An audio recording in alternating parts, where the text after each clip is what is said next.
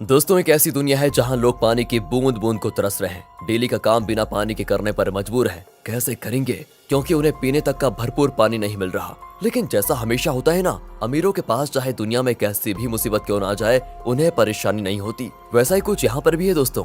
बड़ी बड़ी private company ने जमीन के अंदर पानी निकालने के लिए मशीन लगा दी है, क्योंकि अभी भी कहीं कहीं ऐसी जगह है जहां जमीन के अंदर से पानी निकाला जा सकता है, और उन जमीनों से जितना भी पानी निकलता है उसे शहरों में सप्लाई कर दिया जाता है, जहां पर अमीर लोग रहते हैं। लेकिन गरीब लोग बेचारे गांव में रहने पर मजबूर हैं। उन्हीं गरीब लोग में होम्स परिवार भी रहता है दोस्तों, जिसमें पिता अर्नेस्ट, माँ कैथरीन, बड़ी बेटी मैरी और छोटा बेटा जेरोम शामिल है। बड़ी मुश्किल से ये परिवार गांव में अपना गुजारा कर रहा था। अर्नेस्ट की काफी बड़ी जमीन भी थी, जिसमें उसके पिता खेती किया करते थे। लेकिन पानी की कमी होने की वजह से अर्नेस्ट खेती नहीं कर पा रहा है। उसने सरकार से भी बात की कि मेरी जमीन अभी भी फर्टाइल है, यानी कि पानी मिले तो इस पर फसल उगाई जा सकती है। लेकिन किसी को भी अर्नेस्ट की बात पर भरोसा नहीं है। इसलिए अर्नेस्ट खुद से ही जमीन खोद कर ट्राई करता है कि क्या पता उसकी किस्मत अच्छी हो, उसे पानी मिल जाए, जिससे उसका खेत फिर से हरा भरा हो जाएगा और फसल बेचकर वो पानी की कमी को भी अपने परिवार के लिए पूरा कर लेगा। दोस्तों, एक दिन की बात है कि अर्नेस्ट के खेत में जहां उसने पानी निकालने के लिए मशीन लगाई थी, वहां पर दो चोर आ जाते हैं जो उस मशीन को चुराने आए थे। अर्नेस्ट तुरंत ही गन लेकर वहां पहुंचता है, और चोरों को जैसे ही पता चलता है कि अर्नेस्ट यहाँ पर आ चुका है, वो लोग बहाना करने लगते हैं कि हम तो बहुत दूर से आए हैं, थोड़ा पानी मिल जाता तो आपकी मेहरबानी होती। पर दोस्तों, तभी वो चोर मौका देखकर अपने पास रखी गन निकाल लेते हैं ताकि अर्नेस्ट को शूट कर पाए। लेकिन अर्नेस्ट का पाला तो ऐसे चोरों से डेली पड़ता था, इसलिए वो तुरंत ही उनके शॉट करने से पहले ही गन चलाकर उन्हें वहीं पर ढेर कर देता है। देखा दोस्तों, ऐसा हाल हो गया है पानी के लिए कि एक दूसरे की जान लेने पे तुले हुए हैं लोग।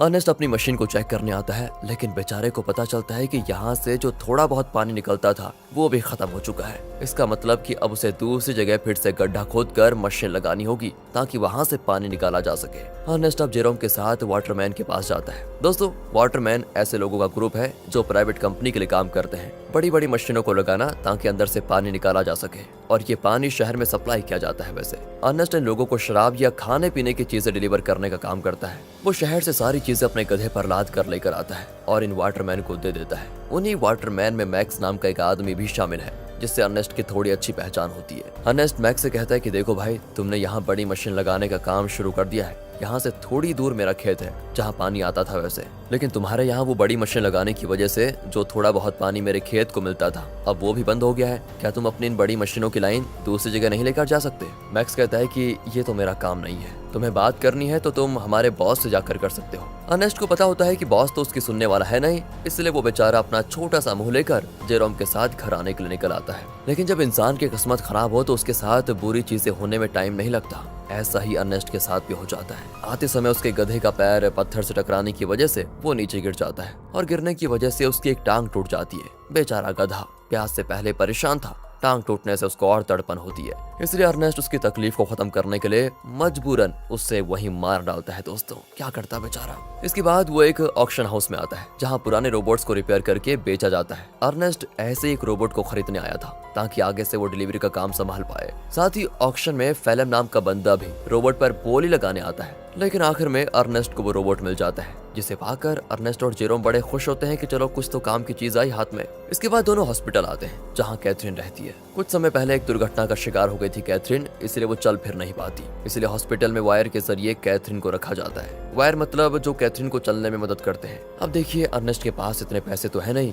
कि वो वायर का सिस्टम खरीद कर घर लेकर आ पाए, इसीलिए वो और उसके परिवार के लोग हॉस्पिटल में ही कैथरीन से मिलने आए जाया करते हैं। अब हॉस्पिटल के बाहर अर्नेस्ट की मुलाकात रॉबी नाम के बंदे से होती है, जो अर्नेस्ट का बढ़िया दोस्त है, काफी ज्यादा करीबी है। उसके पास तो रहने के लिए घर तक भी नहीं है, साथ ही वो दिमाग से भी थोड़ा कमजोर है, इसलिए अर्नेस्ट उसके पास जो थोड़ा बहुत पानी होता है वो रॉबी और उसके परिवार को दे देता है, क्योंकि भले ही अर्नेस्ट के पास भी पानी की कमी है, लेकिन बंदे का दिल बहुत बढ़िया है यार। अब वहाँ से अर्नेस्ट जैसे ही घर आता है ना, उसके पास फेलम पहुँच जाता है, जो उससे कहता है कि मुझे तुम्हारा रोबोट चाहिए, कुछ जरूरी काम है। अर्नेस्ट को पता था कि फेलम एक नंबर का बदमाश आदमी है, वो रोबोट वापस करने में नाटक करेगा, इसीलिए दोस्तों अर्नेस्ट रोबोट देने से साफ मना कर देता है। साथ ही दोस्तों, मैं आपको बता दूं कि फेलम और अर्नेस्ट की बेटी मैरी का एक दूसरे के साथ चक्कर चल रहा है। अर्नेस्ट ने कई बार मैरी को समझाया कि वो फेलम से दूर रहे, वो अच्छा इंसान नहीं है, लेकिन मैरी है कि सुनने को तैयार ही नहीं होती। फिल्म की वजह से वो तो अपने पिता से भी नफरत करने लगी है। बताओ दोस्तों, माँ बाप कभी गलत होते हैं क्या? जो बच्चे माँ बाप की बात नहीं मानते उनके साथ तो बुरा होता ही है। कहीं मैरी के साथ भी कुछ बुरा ना हो जाए। खैर, आगे देखते हैं। अगले सीन में अर्नेस्ट एक और जगह गड्ढा खोद रहा होता है, इस उम्मीद में कि शायद वहाँ से कुछ पानी निकल जाए, लेकिन बड़ी मशीनों के पाइपलाइन के कारण आसपास का पूरा इलाका सूखा पड़ चुका था। इसलिए अर्नेस्ट को यहाँ भी निराशा का सामना करना पड़ता है। साथ ही गड्ढा खोदने के दौरान अर्नेस्ट जेरोम से बात कर रहा होता है। वो कहता है, जब मैं शहर गया था वहाँ मैंने एक लड़की को देखा जिसके बाल तो छोटे हैं लेकिन देखने में बहुत सुंदर है। तुम तो बेटा बड़े हो चुके हो, कहो तो तुम्हारी बात करवा दो उससे। मैं नहीं जानता कि इस हालत में हम कब तक जिंदा रह पाएंगे, इसलिए हमारे पास जो भी पल बचे उन्हें अच्छे से जी लेना चाहिए हमें। और दोस्तों, ऐसे ही बाप बेटे आपस में बात करते हुए कुछ टाइम एक दूसरे के साथ बढ़िया तरीके से बिताते हैं। इसके बाद अर्नेस्ट जैसे ही घर आता है, मैरी उससे कहती है, मुझे पैसे चाहिए पापा, मैं फिल्म के साथ जा रही हूँ, मुझे यहाँ पर बहुत घुटन हो रही है। अर्नेस्ट कहता है, घुटन हो रही है? मैंने बचपन से तुम्हें पाल पोस के बड़ा किया, सब कुछ देने की कोशिश की तुम्हें, और फिर भी तुम ऐसी बातें कर रही हो। मैरी तो ऊपर से जवाब देती है, कहती है, हम यहाँ पर जी नहीं रहे, सरवाइव कर रहे हैं और मुझे ऐसी जिंदगी चाहिए ही नहीं। अर्नेस्ट के लाख समझाने पर भी जब मैरी नहीं मानती तो अर्नेस्ट मैरी को कमरे में बंद करके खिड़कियों पर कीड़े लगा देता है ताकि वो फिल्म से मिल ना पाए। अब अर्नेस्ट जैसे सप्लाईज लेने के लिए शहर जाने वाला होता है, तभी उसको पता चलता है कि रोबोट गायब है। ये देखकर उसकी हालत खराब, वो परेशान हो जाता है। वो समझ चुका था कि ये काम तो फिल्म के अलावा कोई दूसरा कर नहीं सकता। वो वहाँ से तुरंत वाटरमैन के पास आता है ताकि उनसे पूछ सके कि क्या फिल्म यहाँ पर आया था कि नहीं। पर वहाँ पर आते ही मैक्स और बाकी वाटरमैन मिलकर अर्नेस्ट पर धावा बोल देते हैं दोस्तों, और जमकर उसकी पिटाई करने लगते हैं। उनका कहना होता है कि तुमने हमारी सप्लाईज चुराई, जो हमारी मेहनत की कमाई थी, जिसे तुमने शायद कहीं और बेच दिया होगा। अर्नेस्ट कहते हैं, अरे ये क्या कह रहे हो तुम? मैं खुद यहाँ तुमसे पूछने आया था कि क्या फिल्म मेरा रोबोट लेकर यहाँ आया था या नहीं, लेकिन उल्टा तुम लोग मुझे ही मार रहे हो। दोस्तों, अर्नेस्ट यहाँ पर समझ चुका था कि जरूर फिल्म ने शहर से मेरे बदले सप्लाईज ले ली और उसे वाटरमैन को देने के बजाय चुरा कर कहीं और लेकर चला गया। इसलिए दोस्तों, अर्नेस्ट जैसे तैसे वाटरमैन से पीछा छुड़ाकर फिल्म को ढूंढने के लिए निकल जाता है, जो उसे मिल भी जाता है। साथ ही अर्नेस्ट का शक भी सही था, उसने ही सप्लाईज चुराई थी दोस्तों, जिससे वो बड़े आराम से खा पी रहा था। इसलिए अर्नेस्ट गन पॉइंट पर लेकर फिल्म को डरा देता है और उसे वाटरमैन के पास ले जाने लगता है, ये बताने के लिए कि सप्लाईज मैंने नहीं, फिल्म ने चुराई थी। आगे बढ़ते हुए दोनों काफी ज्यादा थक चुके थे। अर्नेस्ट सबसे ज्यादा थक चुका था और साथ ही साथ उसका पानी भी खत्म हो चुका था। इसीलिए दोस्तों, फिल्म अर्नेस्ट को बहकाने की कोशिश करता है कि मैंने सप्लाईज की थोड़ी शराब पी ली थी और थोड़ी बची है, मेरी मानो तो बची हुई शराब हम दोनों आधा आधा बांट कर पी लेते हैं। ज्यादा से ज्यादा वाटरमैन क्या करेंगे, मुझे मारेंगे ही ना, लेकिन अगर हमने पिया नहीं तो हम प्यास से जरूर मर जाएंगे। इस पर अर्नेस्ट मान जाता है, लेकिन जैसे ही वो फिल्म को रस्सियों से आजाद करता है, फिल्म उस पर ही हमला कर देता है। बेचारा अर्नेस्ट पहले से ही थका हुआ था और मार खाने की वजह से उसका काफी ज्यादा खून बहने लगता है। इसके बाद तो फिल्म जबरदस्ती पाके सारी शराब अर्नेस्ट के मुंह में डाल देता है, ताकि जब वाटरमैन उसे देखे तो उन्हें यकीन हो जाए कि अर्नेस्ट ने ही सप्लाईज चुराई थी और उसी ने उनकी शराब पी ली। इतना ही नहीं दोस्तों, फिल्म अर्नेस्ट को मार मार कर रोबोट के साथ ही रस्सी से उसको बांध देता है, ताकि दुनिया को लगे कि रोबोट ने आउट ऑफ कंट्रोल होकर अर्नेस्ट पर हमला कर दिया, जिससे उसकी जान चली गई। और होता भी ऐसा ही है, बेचारा अर्नेस्ट मारा जाता है दोस्तों। और सभी लोगों को लग रहा था कि रोबोट ने अर्नेस्ट की जान ली। दोस्तों, हमेशा अच्छे लोगों के साथ बुरा ही क्यों होता है यार। अगले सीन में जेरोम अपने पिता को खोने के बाद बहुत उदास बैठा होता है। वो सारा गुस्सा रोबोट पर उतार कर उसे तोड़ने की कोशिश कर रहा होता है, क्योंकि अभी तो उसने ये मान लिया है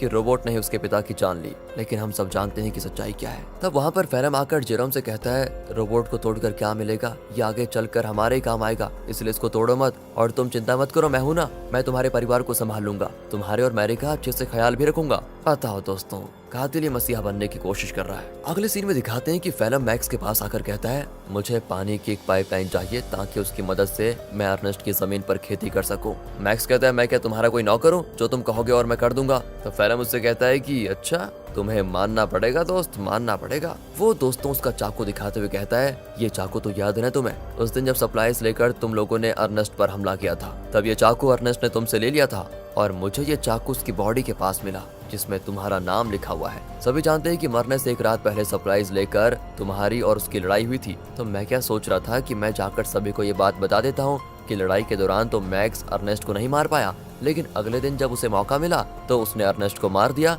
और आरोप डाल दिया रोबोट पर। यह सुनकर मैक्स घबरा जाता है और फिल्म की बात मानते हुए कंपनी से छुपाकर एक सीक्रेट पाइपलाइन अर्नेस्ट के खेत में चालू करवा देता है, जिससे दोस्तों खेत को पानी मिलना शुरू हो जाता है। सभी बड़े खुश होते हैं कि यहाँ पर फिर से खेती हो सकेगी। फैलम दोस्तों डेली हल जोतता है ताकि फसल उगा पाए। देखते देखते उसकी मेहनत रंग ला जाती है और खेती में चारों तरफ फसल उगने लग जाती है, जिसे देखकर जेरोम और बाकी सभी बड़े खुश होते हैं। साथ ही फैलम और मैरी रिलेशनशिप में भी थे, जिस वजह से मैरी प्रेग्नेंट हो चुकी थी, इसलिए उन दोनों की शादी करवा दी जाती है। शादी से फैलम बड़ा खुश था, लेकिन अंदर ही अंदर उसे ये भी याद आ रहा था कि ये सब अर्नेस्ट का था जो उससे मैंने छीन लिया। आज वो जिंदा होता तो ना ही मैरी से उसकी शादी होती और ना ही ये खेत उसे मिलता।